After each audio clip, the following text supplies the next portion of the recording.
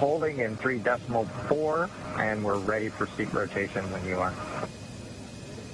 Copy that. We'll wait for the closeout team to open the hatch and verify clearance, and then we can execute seat rotation.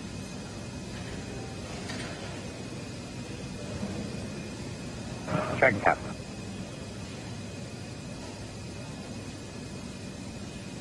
And there's that crew arm swinging back towards Dragon. Once that crew arm is in place, they will be able to open the hatch on Crew Dragon.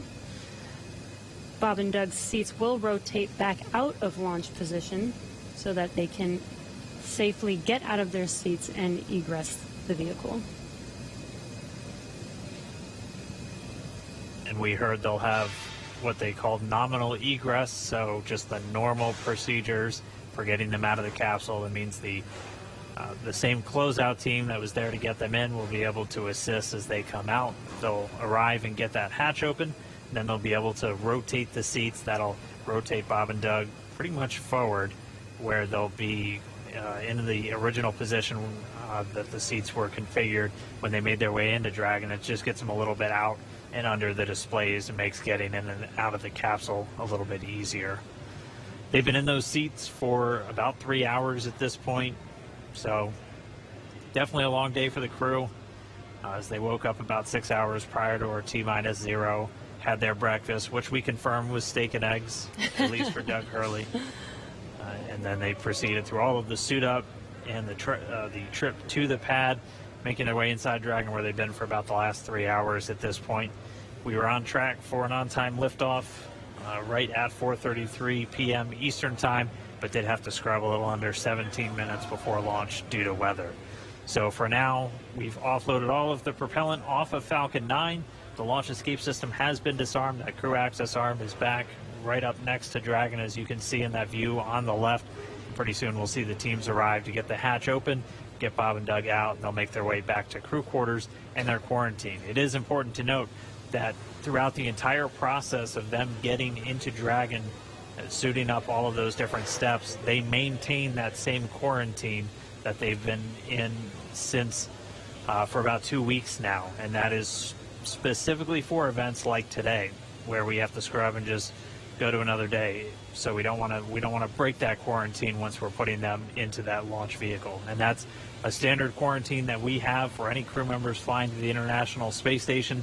The current COVID-19 pandemic obviously puts a little bit of extra pressure and a little bit of an extra spotlight on that, but they're following a lot of the same procedures that we have in place just to keep crew members healthy before they go and spend several months in space in an enclosed environment with just a couple of other people.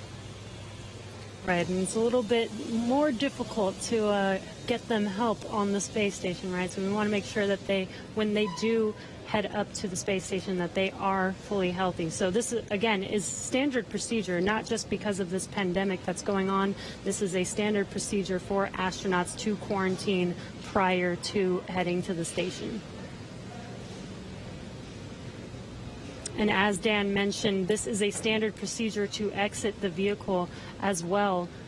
We did scrub today, but this is not an emergency state. This is standard procedure. This is something that is practiced and rehearsed and made sure that we do follow our standard procedures to make sure that everything is still safe. Bob and Doug exit safely and go back into quarantine and get ready for our next launch attempt. Looks like they're getting a chance to stretch their legs, though. Yeah.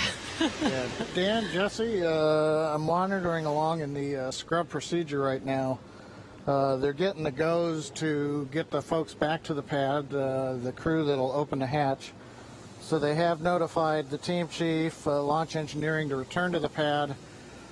As a reminder, around the pad, the Air Force and NASA set up roadblocks to make sure nobody gets into the hazard area. So they will head to the roadblocks, they'll pull them open so that they can drive to the pad. So launch director, I think, is estimating it's still about 15 minutes for the crew to drive all the way down out to 39A, get up the tower, and then begin operations on the hatch. They have confirmed that the purge of the Dragon service section, which is nitrogen during the countdown, to avoid an oxygen leak. That is back on air now. The crew access arm is on air, so they're ready for the egress team to get up into the tower. But it's going to take them a little bit still, I think, to drive down the road in the vehicles and go up the elevator. But everything continuing to run per a normal scrub countdown, which we have had the opportunity to practice with the crew in, for example, the dry dress rehearsal last Saturday after we had done the static fire of the Falcon 9 the day before.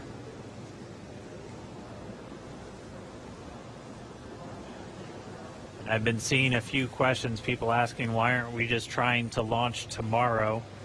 As John and I was talking us through, there's some very specific times you have to identify when you're going to be able to link up with the International Space